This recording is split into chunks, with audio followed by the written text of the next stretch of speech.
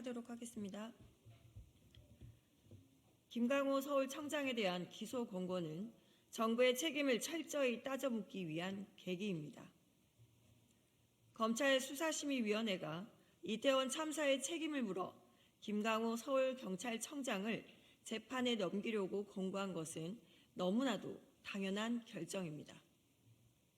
그러나 수사심의위의 결론은 권고사항으로 검찰이 반드시 수용해야 하는 것은 아닙니다. 검찰은 수사심의위원회에서도 김강호 청장에 대해 불기소 취지의 의견을 피력했다고 합니다.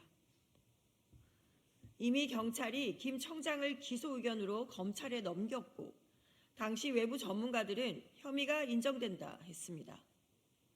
여기에 이어 어제 검찰 수사심의위원회의 기소 권고도 받았습니다. 1년이 넘도록 기소 여부조차 미뤄가며 유가족이 피가 마르는 시간을 보내게 한 것으로 충분합니다. 검찰은 더 이상 정당한 기소를 미룰 명분이 없습니다. 참사 발생 후 2번이나 해가 바뀌고서야 간신히 김강호 청장의 기소 권고를 받아낼 수 있었습니다. 거리를 헤매야 했던 유가족들은 여전히 더욱 윗선의 책임을 물어야 한다고 말하고 계십니다. 그런 점에서 이번 권고는 이태원 참사에 대한 정부의 책임을 철저히 따져묻기 위한 계기가 되어야 합니다. 김강호 청장에 대한 기소 권고로 정부의 책임이 명명백백해진 만큼 이상민 행정부 장관, 유익은 경찰청장 등 고위공직자들의 책임 규명을 미룰 핑계는 더 이상 없습니다. 159명의 안타까운 목숨이 쓰러졌는데 책임을 회피하기에 급급한 정부 자체는 국민에게 또 다른 참사입니다. 윤석열 대통령은 더 이상의 참사를 막기 위해 1년이 넘도록 거리에서 진상규명과 책임자 처벌을 외쳐야 했던 유가족의 간절한 마음을 거부해서는 안 됩니다.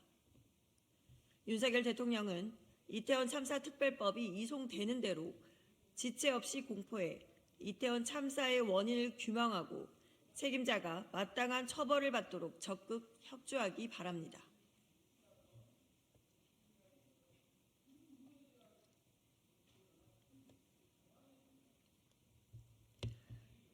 해병대원 순직 사건 수사 외압의 꼬리가 또 잡혔습니다.